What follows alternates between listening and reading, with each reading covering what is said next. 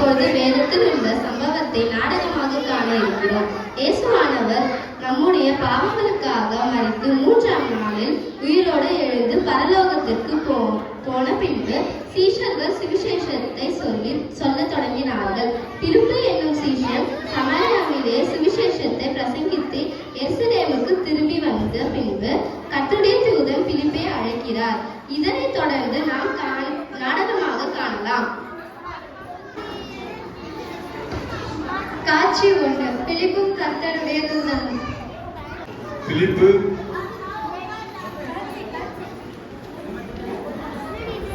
பிலிப்பு பிலிப்பு எனக்கு ஆண்டவருடைய சத்தம் கேட்கிறது.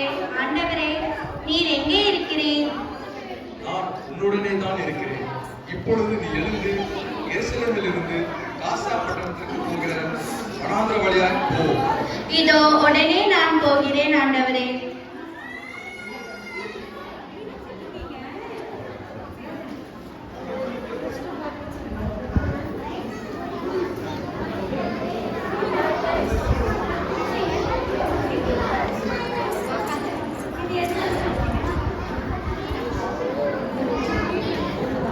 காட்சி 2. எத்தியோப்பியாவின் ராஜஸ்ரீ கந்தாகே என்பவளின் மனைவியின் பறிந்து கொள்ளும்படி எருசலேமுக்கு வந்திருந்து ஊருக்கு திரும்பி போகும்போது தவிர ரதத்தில் உட்கார்ந்து ஏசாயா தீர்க்கதரிசியின் ஆகமத்தை வாசிக்கிறார்.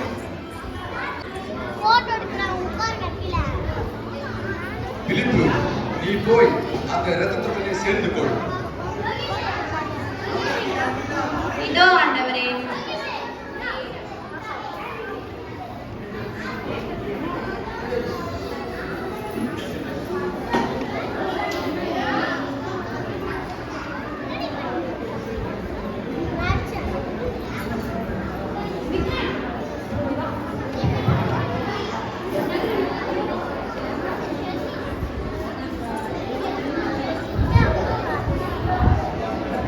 காட்சி 3. பிலிப்பு ஓடிப்போய் கந்தாகே மந்திரியின் ரதத்தின் அருகில் செல்கிறார். அதைத் தொடர்ந்து மந்திரியாரே.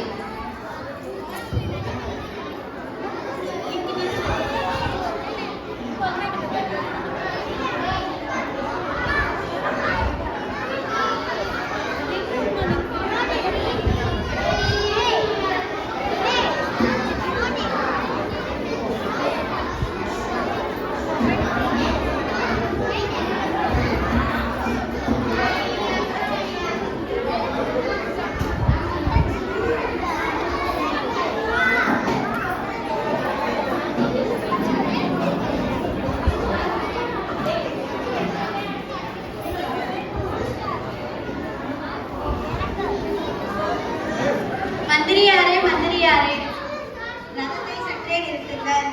நீங்கள் வாசிக்கிறது என்னதென்று உங்களுக்கு புரிகிறதா? ஏசாயாவின் ஆகமத்தை. நீங்கள் என்ன வாசித்துக் கொண்டிருக்கிறீர்கள்? ஏசாயாவின் ஆகமத்தை வாசித்துக் கொண்டிருக்கிறேன். நீங்கள் வாசிக்கிறது என்னதென்று உங்களுக்கு புரிகிறதா? யாராவது எனக்கு கற்றுக் கொடுக்காவிட்டால் எனக்கு எப்படி புரியும்? ஆமாம், நீங்கள் யார் என்று நான் தெரிந்து கொள்ளலாமா? நான் இயேசுவோடு கூட இருக்கிற சீஷரின் ஒருவன். என் பெயர் பிலிப்பு. நீங்கள் வாசித்த வேத வாக்கியம் என்னதென்றால், அவர் ஒரு ஆட்டுக்குட்டி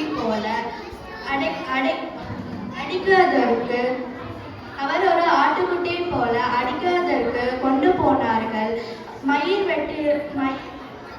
மயிர் கத்திரியானுக்கு முன்பாக சத்தமில்லாத ஆட்டை போல தமது வாயை திறக்காமல் என்று எழுதியிருக்கிறது. இது யாரை குறித்து சொல்லப்பட்டது? இது இயேசுவை குறித்து சொல்லப்பட்டது.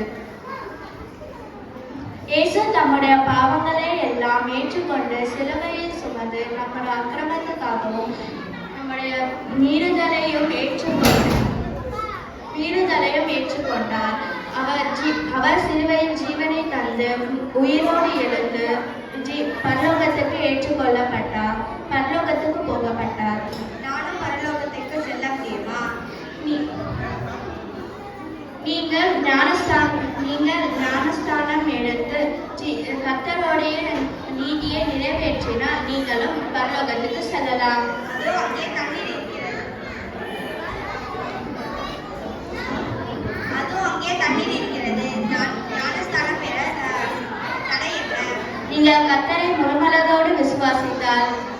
ஞானஸ்தானம் எடுக்க தடையில்லை.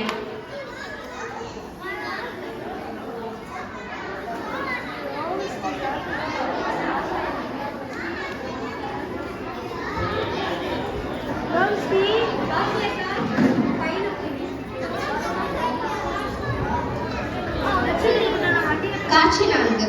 பிலிப்பு மந்திரிக்கு ஞானஸ்தானம் கொடுக்கிறார்.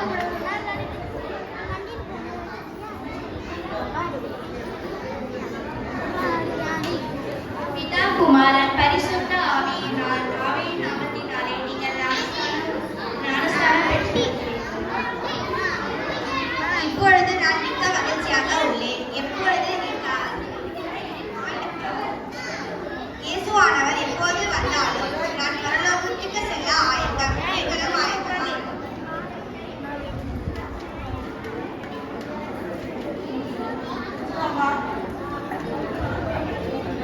நம்முடைய வேதத்தில் அப்போஸ்தலர்